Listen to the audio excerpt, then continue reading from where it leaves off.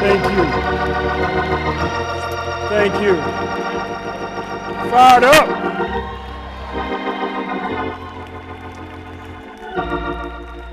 To each and every one of you, to each and every person in this room, the great members of the great NAACP, I say thank you.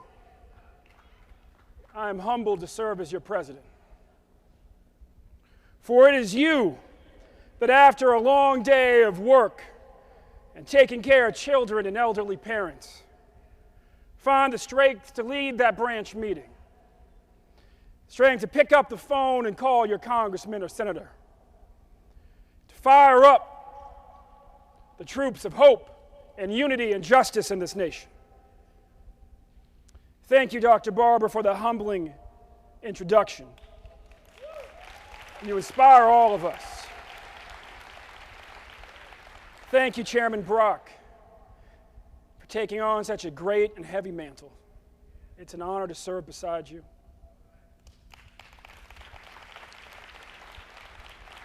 Thank you to the members of our Board of Directors, our Board of Trustees, and to our state conference presidents for being such committed stewards of the biggest, baddest, and boldest civil and human rights organization in the country.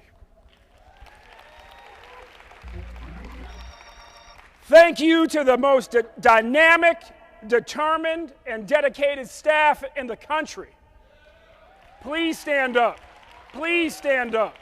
Please stand up. Give them a hand, ladies and gentlemen. These are the freedom fighters who will lead us deep into the 21st century. And they look pretty good, too. Thank you again to everyone in this room who gives their work, as Willis Edwards would say, their work, their wealth, and their wisdom to the NAACP. Because of you, we passed health care reform. Because of you, we are still in the black. And clap for that. Because of you, this fall, we are going to lead a great and mighty army that looks like America into America's capital to ensure that America puts America to work and pulls America together. And most importantly, at least to me, let me thank my family. Let me thank my beautiful and oh so brilliant wife, Leah.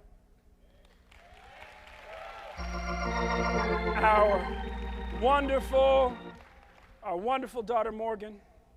Hey, sweetie. And my gracious mother-in-law and many friends adopted as family who have traveled halfway across this country to be here with us. Good evening. My name is Ben Jealous, and I am humbled to serve as the President and CEO of the NAACP.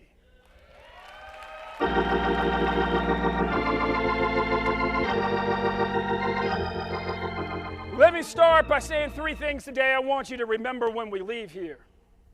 One, we are in a valley that we must get out of.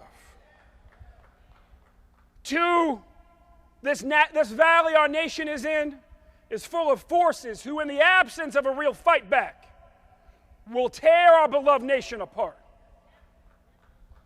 And three, we, us, the people in this room, the members of the 1,200 active branches and units of the NAACP, youth chapters of the NAACP, the hundreds of thousands of activists who are engaged with us online, and the millions upon millions upon millions of people in this country, Chairman Bond, who the opinion polls tell us believe and have made the NAACP the most respected and admired advocacy group in the entire country, year after year, poll after poll. What that all means is that we are the people who will decide whether our country stays in this valley of joblessness, foreclosures, and despair, or fueled the hope and determination of 101 years of the NAACP and the new One Nation campaign we have called our allies back into. And the march on 10-2-10 in Washington, D.C., whether this nation will rise again towards the mountaintop, resurrect itself, and breathe new life into the great American dream, so that everyone in this country can raise their children with the hope and trust and belief that they will enjoy a life filled with opportunity and the ability to live out their soul's mission. We all know what's at stake. Since I addressed you last, I've traveled tirelessly across this country, from the tense streets of Oakland to the traumatized neighborhoods of Chicago to the oil-soaked Gulf Coast. I've joined local NAACP unit leaders, state leaders, to sit with and listen to the pain of mothers like Mrs. Grant, whose son Oscar we all saw in that cell phone video killed in cold blood by the police. I felt the tears of Darian Albert's mother fall on my shoulder, knowing that those tears were not just for her son, but for the other children in her neighborhood and so many others whose lives have been cut short by senseless acts of violence. I've seen and sensed the total despair of those who have lost their homes, those who fear losing their homes due to unfair lending practices and plain old greed. And I've seen the frustration of those without a job and with little prospect for finding one. Most recently, I've toured the Gulf Coast. Kathy Eglin and Ernest Johnson and James Crowell and Derek Johnson and so many others.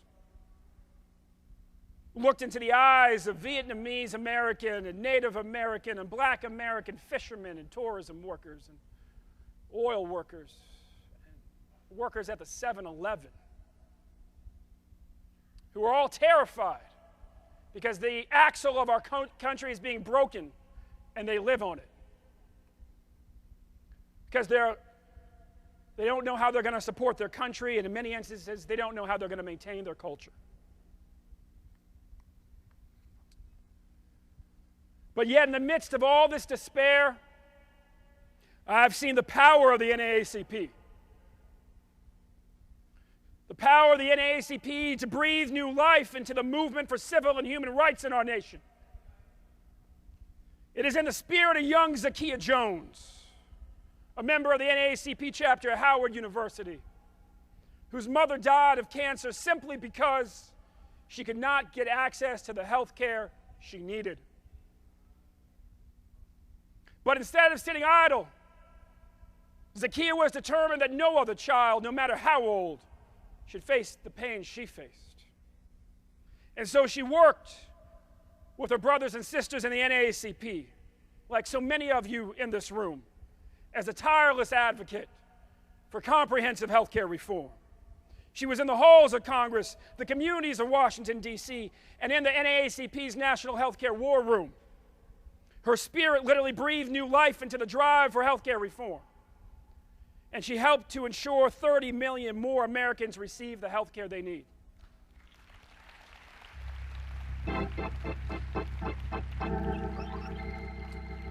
It is in the fighting spirit of Martina Carrera and her son Dejan, who are with us today. Both longtime NAACPers like Martina's mom, both tireless advocates for her brother and Dejan's uncle, Troy Davis, an innocent man on Georgia's death row. Last year, when I spoke to you, Troy was facing imminent execution. And we all said that we would make sure, as a Youth and College Division led the way in the streets of Savannah, coming in from all over the region, that this case was put on the map for the nation. And the Supreme Court was forced to consider the gravity of doing what they had done for 50 years again, just ignoring a case like this. And because of your hard work, it was impossible to ignore, And they did what no court had done in 50 years. They ensured that a man would not be executed simply because he had he had used up all of his statutory appeals, yet had a new case of innocence. Because of your work, because of your petitions, because of your door knocking, the lawyers have said they only had a 1% chance of victory and did what nobody else had done in 50 years, and the Supreme Court say, because of the NAACP, he is alive today, he got the hearing he asked for, and he is on his way to being released. So yes, the times are tough, but the NAACP Chairman Brock are ready to answer the call. We are the new front line, and we intend to win the battle.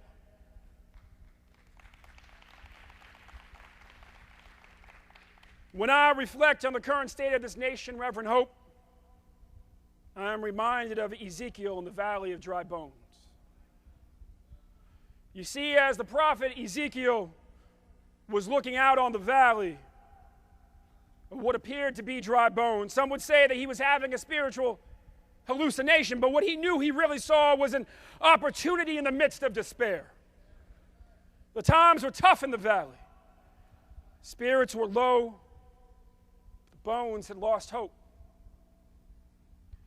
Yet when the question was asked, can these bones live? The answer was simple: yes, we can. But in order for those bones to come back to life, something really needed to happen. The bones needed to come back together. The foot bone needed to be reconnected to the ankle bone. And they all needed to work together again. They were in need of flesh on those bones. And they were in need of breath from a powerful spirit. Those bones were in need of replenishing, and the valley was in need of revival.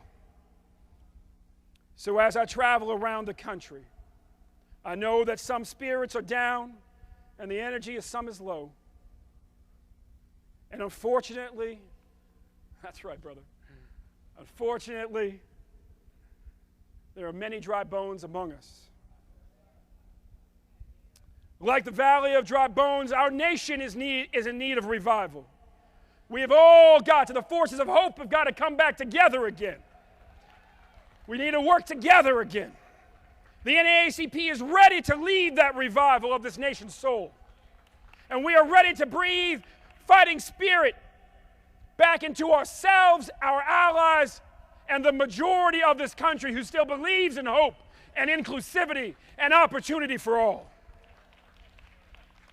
One nation, one dream. I want you to take a moment and think about that. One nation, one dream. For if they were here today, Ida B. Wells, W.B. Du Bois, Dr. Ben Hook sitting right there like he was last year. Dorothy Height, she was with us last year too. They would each remind us that the very notion of one nation, one dream has been central to this great association since its inception. It has guided our work and mission in our first century, and it guides us into our second. See, all four would remind us that among the greatest gifts we possess as a nation is our collective ability to imagine our own revival and make it manifest. Our nation did it in the dark days before the call for revolution, when Crispus Attucks, our first Oscar Grant, when his body was not yet cold. We did it that first time in the 19th century when we made a lanky state legislature from Illinois president over the objections of gun-toting racists and states' rights fanatics.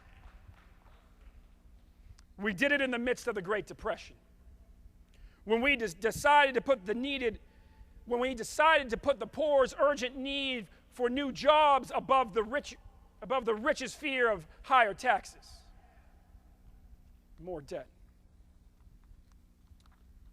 And we, the NAACP, in the midst of Jim Crow and during a climate of hate and division even greater than the one we are in right now,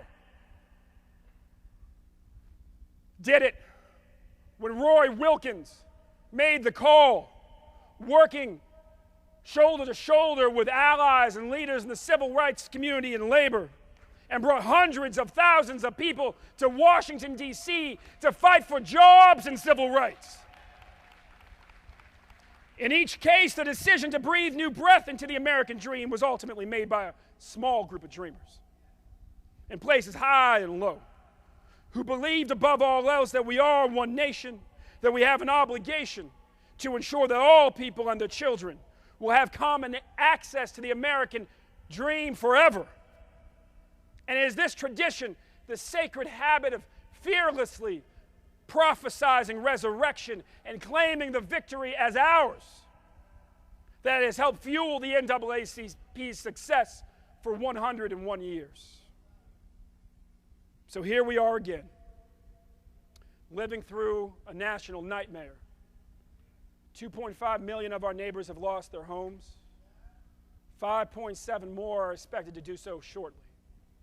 8 million of us have lost jobs, never to find one again. All of this layered upon, and in many ways springing out of, decades of high urban joblessness, greed-driven deregulation, disinvestment in our public education systems, and disinvestment in our families themselves. And in the middle of this great American nightmare, here comes the genetic descendant of the White Citizens Council, burst from its coffin, carrying signs with slogans like "Lynch Barack Hussein Obama" and "Lynch Eric Holder," with hopes and dreams of tearing our nation apart at the very moment it needs to be put back together, and taking us into the dark days of the past. Sarah Palin says, let's party like it's 1776.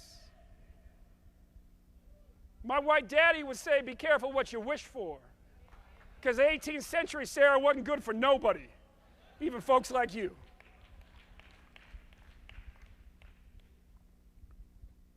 We can put this nation back together. We can put our nation back to work. Both can truly happen, but neither will unless we, those who have the courage to dream, the will to fight for progress, get back into the streets and raise our voices together in Washington for jobs and for justice.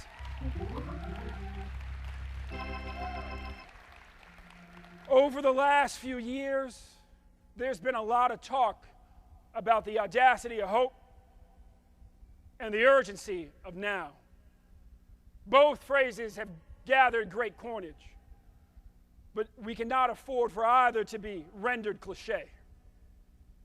As Dr. King reminded us, we all need a testament of hope. This is particularly true in times of financial distress, when so many of our neighbors feel compelled to run towards hate.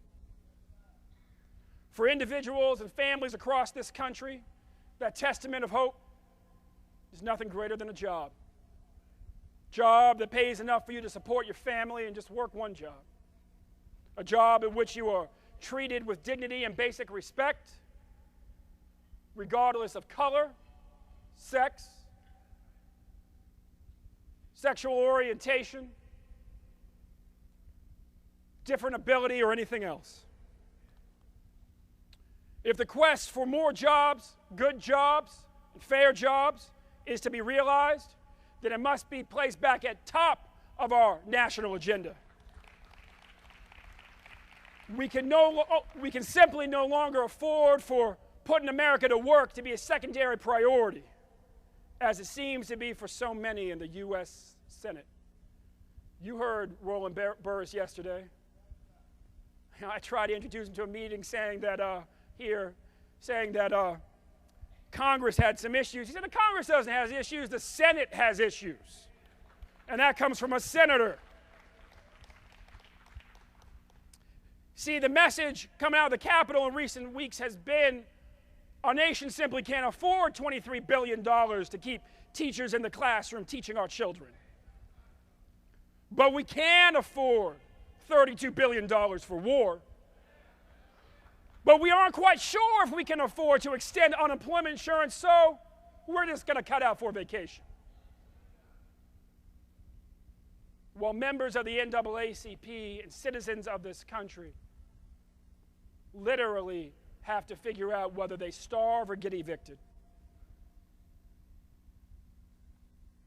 The message coming out of our states for decades has been similarly out of whack. In state after state, we've seen prison budgets go up while education budgets go down.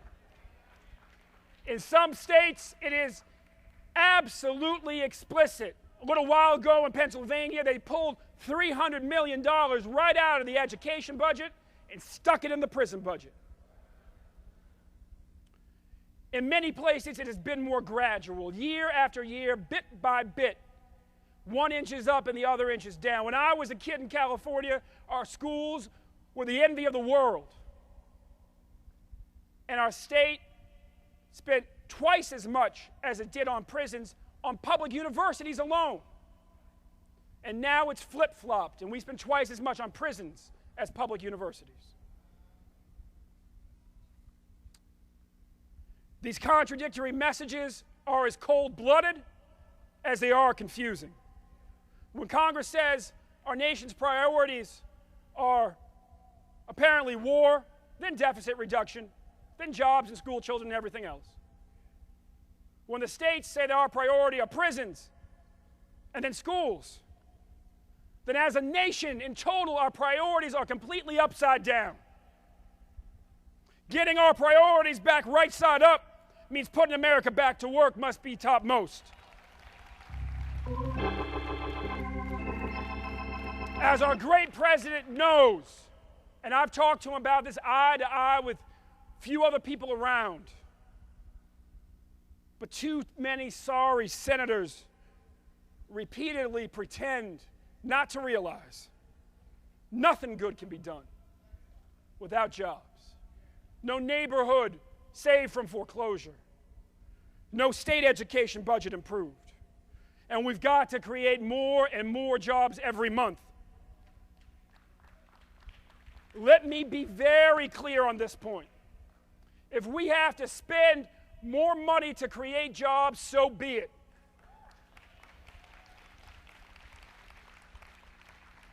The rich can afford to pay the same in taxes they did 10 years ago at the height of the boom. And they certainly can afford to pay more taxes. That top 1% that none of us really know too well, then the poor can afford to eat less. And that's the choice. That's the choice the Senate acts like isn't right in front of them. Spending to create jobs is what got us out of the Great Depression. And it is what will get us out of the Great Recession. It is what will allow families to stay together and neighborhoods to be intact. The reality is we're going to spend the money one way or the other. I mean, that's the lie they don't want you to understand. You can spend it on welfare and on putting people in prison. Or you can spend it on fixing our schools and our neighborhoods, building parks, and putting our nation back to work.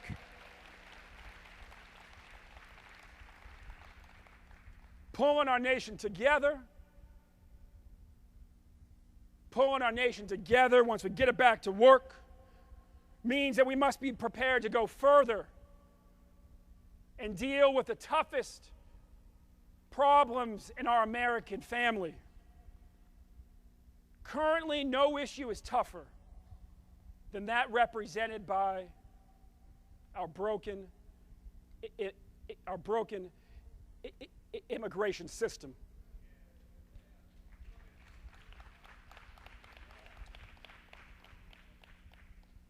And none more corrosive to our collective future than those represented by our all but bankrupt system for financing public education. And our continued sort of tolerance of predatory lenders in this country. Let's talk about immigration first. Let's be very clear who this country is. We are descendants of slaves, of Native Americans, and of immigrants. We believe in the values represented by the Statue of Liberty. Whether the first one they intended of a black woman holding up her unbroken chains, or the one we have there now saying, give me you're hungry, you're poor, you're tired, yearning to be free. We believe in the Statue of Liberty. And that faith commands us to fix our broken immigration system in a way that respects basic human rights, universal human dignity, and the sanctity of families. In Arizona recently, a young boy was in the back seat of a car when his family was pulled over. The policeman went to talk to his father, and it quickly became clear his father didn't have American ID. And the boy said, don't take my daddy. And the policeman said, shut up. And so he went, he said, man, get out of the car, I'm going to have to arrest you. He said, don't take my daddy. The policeman said, shut up. And as his father started to get out of the car, the boy jumped out of the back seat, ran up to the policeman and said, don't you take my daddy. And the cop, completely flustered, got quiet, stared at the boy, slapped his hand on the hood and said, get out of here. That child pulled civil disobedience, nonviolent civil disobedience on that officer. And that's what so many of us have to get back to, like in Wake County, North Carolina, Reverend Barber. But that issue and that pain of that little boy is why we are suing the state of Arizona.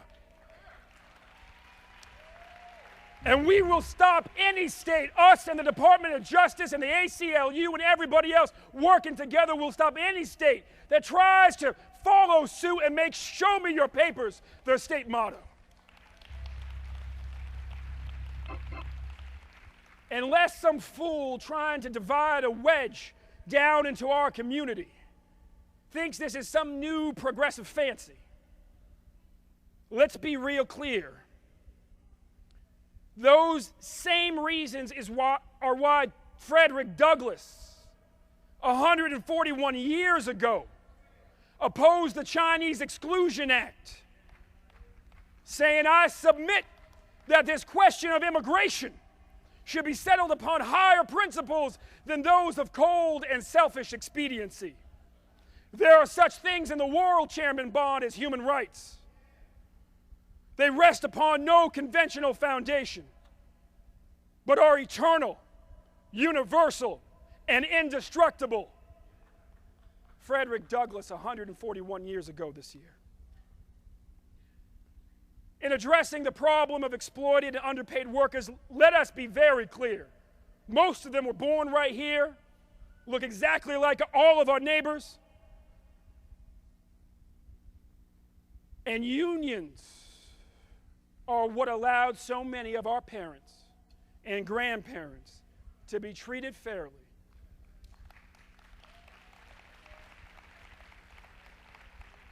Cleola Brown, and have the time to raise us and the money to send us to college. And today's workers deserve the right to organize no less than they did. If good jobs, fair jobs, and more jobs are the secret to turning our nation's future around, then good schools are the secret to ensuring our future is as productive and tilted towards progress as so much of our past.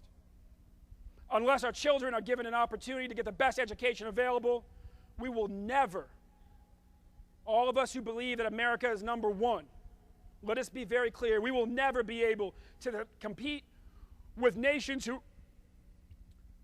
who are receiving our jobs right now, not because companies are simply in search of cheap labor, but skilled labor. They're fleeing America for skilled labor in case over case. And we've got to be clear that our children must be the skilled laborers of the future. Our children must have access to what they need to succeed. This game of playing percentages and saying we can just neglect half the kids in this city and 70% of the kids in that city and write off that entire rural community have got to end. And we will not allow ourselves to be resegregated in the public school or in the charter school.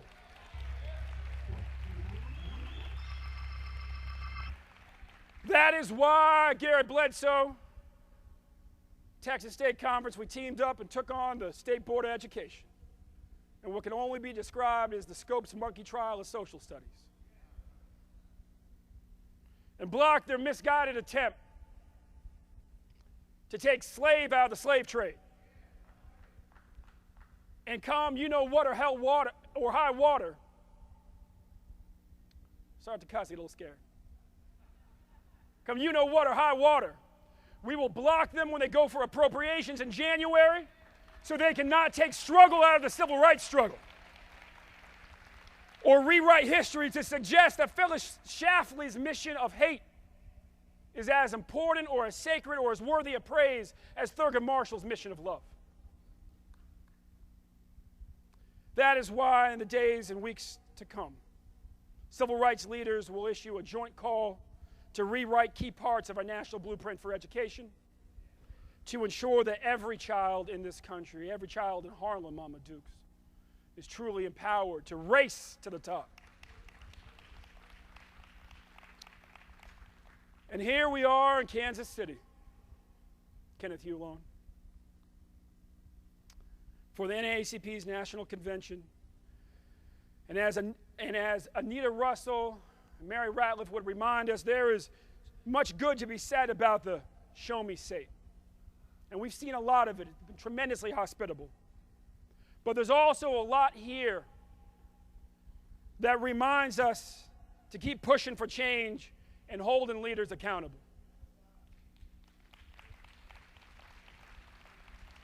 You see, there's the well-publicized fact that the schools here are in crisis, and the NAACP is engaged at every level to fix that crisis and give those schools and those children real opportunity to succeed.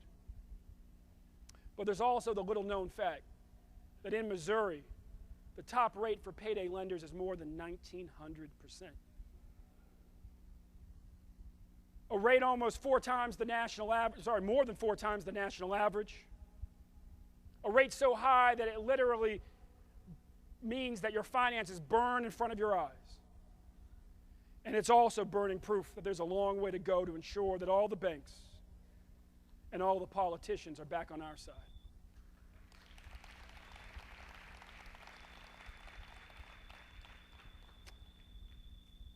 This larger problem of predatory and discriminatory lending practices is exactly why we're suing 17 banks.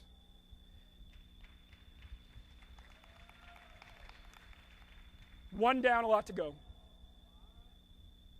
And it's exactly why we are launching our financial freedom campaign later this month to ensure that we are fully empowered as watchdogs to make sure that this never happens again.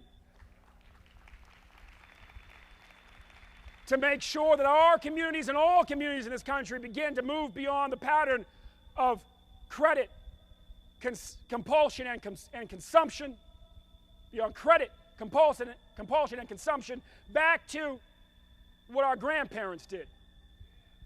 Savings and planning and real asset growth.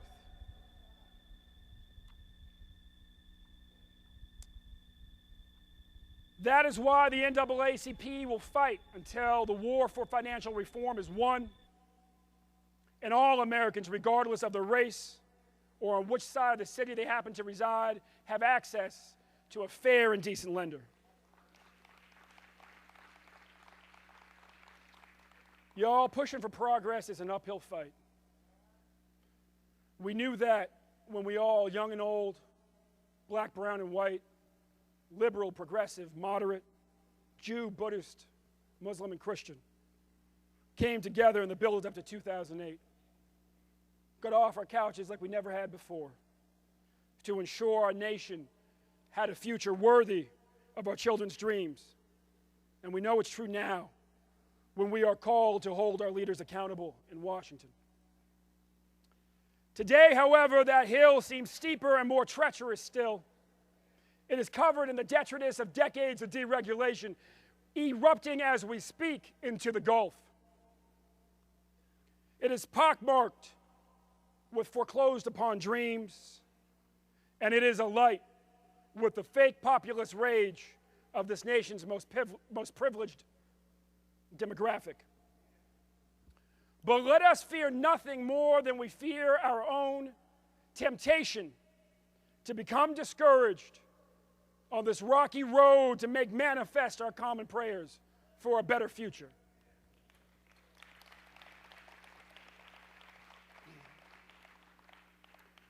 We are more than up to the task of following through and achieving all of the change we voted for. We are as strong as the majority of the country. We are as audacious as the people who broke the nation's 233-year-old color barrier at the White House. And we are, Rosalind, as triumphant as that band of intrepid Americans who, when health care seemed to be DOA, said, yes, we can, got in gear, pulled together, and won.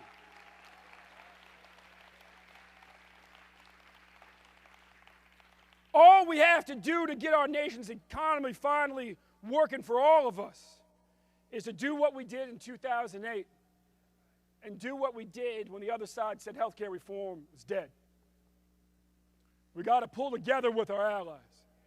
We got to get our members off the couch. We got to get our neighbors into the streets. And we got to fight like we know regular folk who drink coffee are way more powerful than any little group of costumed elites who claim to like tea.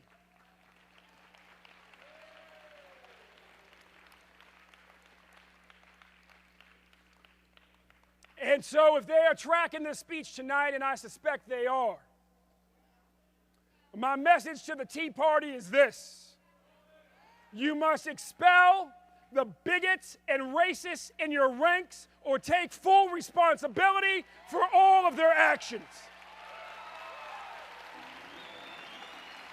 We will no longer allow you to hide like cowards behind signs that say lynch our president or anyone else. And we will not allow you to send people into the U.S. Congress calling civil rights heroes like John Lewis the N-word or Barney Frank the F-word and act like you didn't send them there.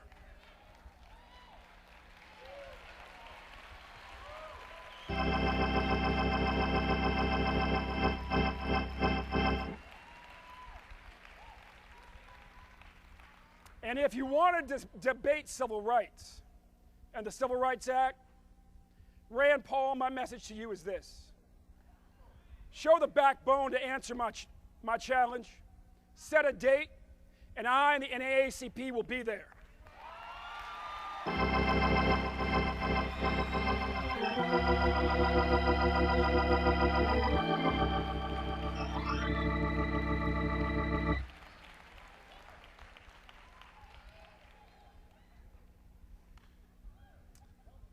They may not have Julian to kick back anymore. Somebody had to stand up. And honestly, Julian, I know that you're still there ready to kick back whenever we need you. After all, we always have been, and we still are, the change that we have been waiting for. Change is what happens every day, not just on election day. And right now, our nation's children, from the Gulf Coast to the streets of Chicago, to the farms of the Show Me State, to the valleys of California, deserve for all of us to fight for a better tomorrow like their lives and their future depend on it. This is why we are calling for a great march on Washington on 10/2/10. The NAACP, along with its allies and partners, will show America that the solid majority of this nation is ready, willing, and able to fight back to ensure that all of the change we voted for is made a reality for all of our children. And remind those fools who say they want to take back our country as if it ain't our country too, that we live here and you ain't getting nothing back that you don't own a majority stake in.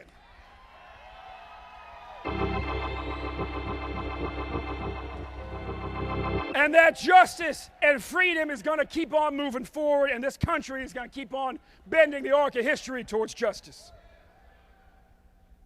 We will, let's be very clear, we will be in Washington on 10/2/10, and we will be in the ballot box on 11/2/10.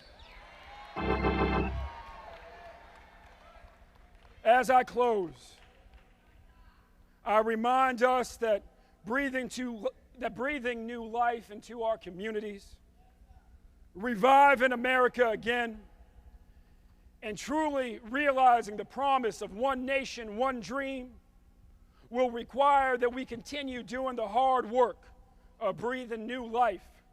Chairman Brock, we got to do this together, you know. Breathing new life into the NAACP.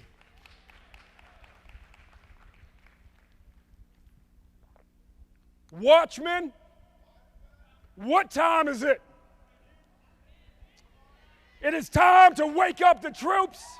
It is time to warn the people that racism and hate is still alive in America, that we must wake up and get about our Father's business and our Mama's business, the business of tearing down the walls of racism, poverty, discrimination, and bigotry.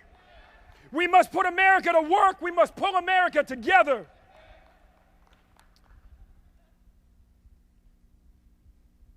And as I take my seat, and you know, Reverend White, us Episcopalians are fully capable of closing more than once. As I take my seat, I ask all in America to join the NAACP in helping to revive America. And to say to all those who proclaim to want to take back America that yes, these bones can live. Because we are one nation working together. I ask you to commit to joining millions of Americans around the country and uniting around a common vision for America on 10/2/10. As we work to reclaim that we are one nation working together. I ask that you commit to showing up and turning out on 11/2/10 as we march to the ballot box to demand the rest of the change that we voted for. Because we are one nation working together. I ask that you commit to keep on working. I know you might feel tired now, but I pray that the spirit of our ancestors, those who have fought the good fight and have finished their course, the spirit of Hooks and Height, the spirit of Medgar and Fannie Lou, the spirit of Du Bois and Ida B. Wells, may their spirit speak to us and remind us that we've come too far to turn back now. We are one nation working together. I ask that you commit to putting on your marching shoes and signing up your neighbors, the saints and the ain'ts, the Greeks and the geeks, the PhDs and the no-Ds. We all must raise our voice as one nation working together. So power up your laptops, pull out your cell phones, tweet, text, and email, Facebook by any means necessary. Proclaim that we are one nation working together. Dry bones, oh dry bones, yes, we can live because we are one nation back together. If you get tired along the way, stop. And if you must drink something, drink a little bit of coffee. Because we know that just a little bit of coffee is way more powerful than any old tea. And as my friend Jamal Bryant said last night, it is time for the Tea Party to learn that they have drank their last cup.